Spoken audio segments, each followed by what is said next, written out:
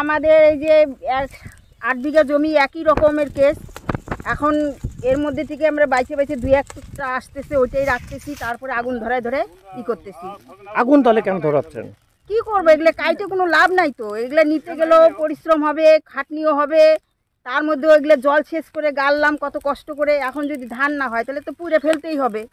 আচ্ছা, বিঘা প্রতি কত টাকা খরচ হয়েছে এই ধান চাষে এবার? ধরো 3টা করে লটার লাগতেছে, 2টা কালঠিতে 600 টাকা, 3টা লটার এলো 400 টাকা করে লটার, 3-4 1200 টাকা, আর কালঠি গেলো 600 টাকা। তাহলে কত হইলো? 1800 টাকা খালি হালকেই দিতে হয়।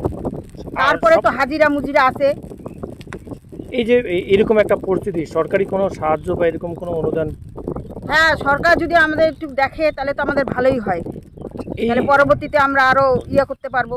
আপনার মূলত সারা বছর জীবিকা নির্বাহের ক্ষেত্রে বা খাওয়া দাওয়ার যোগানের ক্ষেত্রে এই ধানটাই কি আসল নাকি? হ্যাঁ, আমাদের ধানই সম্বল। আর এই ধানের তো আপনারা পোড়া দিয়ে দিচ্ছেন, তাহলে এখন সারা বছর চলবে কিভাবে? এখন ওইটাই তো চিন্তা করতেছি, কি করব আমরা। এখন সরকার এখন দেখবে